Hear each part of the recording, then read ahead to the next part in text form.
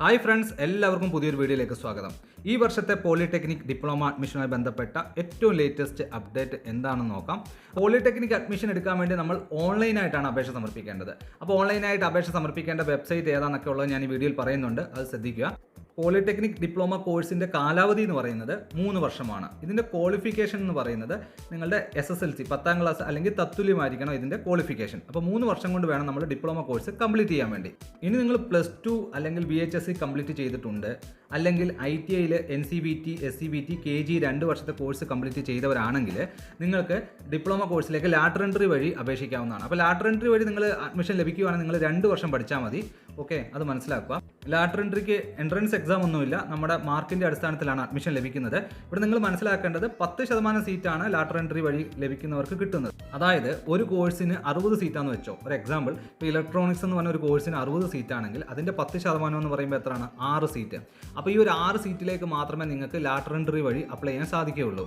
അപ്പോൾ നിങ്ങൾ എന്ത് ചെയ്യണം? നിങ്ങൾ ലാറ്ററൽ എൻട്രി വഴി അപ്ലൈ ചെയ്യുന്നതോടൊപ്പം തന്നെ നിങ്ങൾക്ക് റെഗുലറായിട്ടും അപ്ലൈ ചെയ്യാൻ സാധിക്കും. ഓക്കെ, അപ്പോൾ ആ ഒരു 2 കാറ്റഗറിയിലേക്ക് നിങ്ങൾക്ക് അപ്ലൈ ചെയ്യാം. ലാറ്ററൽ എൻട്രിയിലേക്ക് അപ്ലൈ ചെയ്യാം, ഡയറക്റ്റ് റെഗുലറായിട്ടും അപ്ലൈ ചെയ്യാം.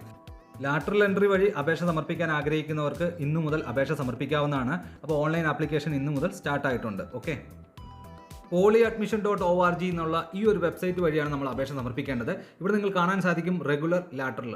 അപ്പോൾ ഞാനിവിടെ റെഗുലർ എന്നുള്ളത് ക്ലിക്ക് ചെയ്ത് കഴിഞ്ഞാൽ ആ ഒരു പേജിലേക്ക് പോകും. കഴിഞ്ഞ വർഷം റെഗുലർ അഡ്മിഷൻ ആരംഭിച്ചത് മെയ് 22-ാം തീയതിയോട് കൂടിയാണ്. അപ്പോൾ ഈ വർഷം ഏകദേശം ആ ഒരു ഡേറ്റോട് കൂടി അഡ്മിഷൻ ആരംഭിക്കുമെന്ന് പ്രതീക്ഷിക്കാം.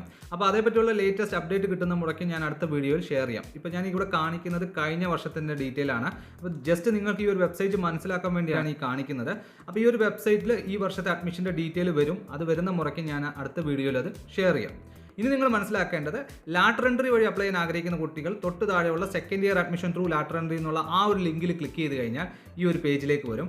അപ്പോൾ ഓൺലൈനായിട്ട് നിങ്ങൾ അപേക്ഷ സമർപ്പിക്കുന്നതിന് മുമ്പ് പ്രോസ്പെക്ടസ് ഒന്ന് ഡൗൺലോഡ് ചെയ്തോളുക. നിങ്ങൾക്ക് അവിടെ കാണാൻ സാധിക്കും ലെഫ്റ്റ് സൈഡിൽ പ്രോസ്പെക്ടസ് ഇംഗ്ലീഷ് എന്നുണ്ട്. അപ്പോൾ ആ ഒരു പ്രോസ്പെക്ടസ് നിങ്ങൾ ഡൗൺലോഡ് ചെയ്യുക. അത് നിങ്ങളുടെ മൊബൈലിലേക്കോ കമ്പ്യൂട്ടറിലേക്കോ നിങ്ങൾക്ക് ഡൗൺലോഡ് ചെയ്യാവുന്നതാണ്. അവിടെ നിങ്ങൾക്കത് ഓപ്പൺ ചെയ്ത് കഴിഞ്ഞാൽ ഈ ഒരു അഡ്മിഷനുമായി ബന്ധപ്പെട്ട എല്ലാ ഡീറ്റെയിലും ഈ ഒരു പ്രോസ്പെക്ടസിലുണ്ട്. ഇവിടെ നിങ്ങൾ കാണാൻ സാധിക്കും 1 time registration fee remittance and online submission എന്ന് പറയുന്നത് ഇന്നു മുതലാണ്. അപ്പോൾ ആപ്ലിക്കേഷൻ ഇന്നു മുതൽ നിങ്ങൾക്ക് അപേക്ഷ സമർപ്പിക്കാൻ സാധിക്കും.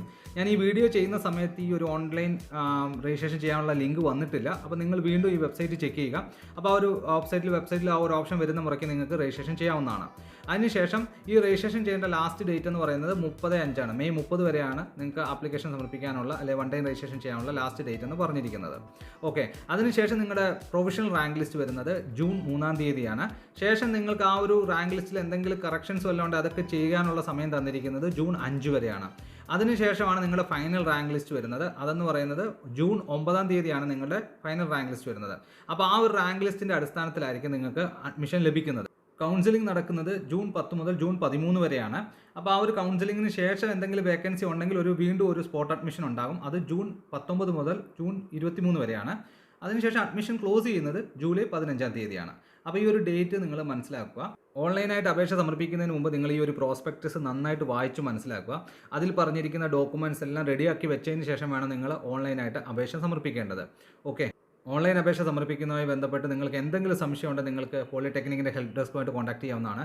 ഇവിടെ നിങ്ങൾക്ക് കോൺടാക്ട് അസ് എന്നുള്ളൊരു ലിങ്ക് ഉണ്ട്. അവിടെ ക്ലിക്ക് ചെയ്ത് കഴിഞ്ഞാൽ പോളിടെക്നിക് ഹെൽപ്പ് ഡെസ്കിൻ്റെ നമ്പറുണ്ട്. നിങ്ങൾക്ക് ആ ഒരു നമ്പറിൽ കോൺടാക്ട് ചെയ്ത് ആപ്ലിക്കേഷൻ സമർപ്പിക്കുന്നതിനെ പറ്റിയുള്ള എല്ലാ സംശയങ്ങളും ചോദിച്ച് മനസ്സിലാക്കാവുന്നതാണ്. ഓക്കെ, ഇനി റെഗുലർ അഡ്മിഷനുമായി ബന്ധപ്പെട്ട് റെഗുലർ അഡ്മിഷൻ്റെ ആപ്ലിക്കേഷൻ്റെ ഡേറ്റ് വരുന്ന മുറയ്ക്ക് ഞാൻ ഡീറ്റെയിൽ ആയിട്ടുള്ള വീഡിയോ ഷെയർ ചെയ്യാം. ഇനി ലാറ്ററൽ എൻട്രിയുമായിട്ടും റെഗുലറുമായിട്ടും നിങ്ങൾക്ക് എന്തെങ്കിലും സംശയം ഉണ്ടെങ്കിൽ നിങ്ങൾ കമൻറ്റായി രേഖപ്പെടുത്തുക. അതേപറ്റിയുള്ള ഡീറ്റെയിൽ വീഡിയോ പിന്നീട് ഷെയർ ചെയ്യുന്നതായിരിക്കും. അപ്പോൾ ഏറ്റവും ലേറ്റസ്റ്റ് അപ്ഡേറ്റുമായിട്ട് നമുക്ക് അടുത്ത വീഡിയോയിൽ വീണ്ടും കാണാം. അതുവരെ എല്ലാ കൂട്ടുകാർക്കും ഗുഡ് ബൈ.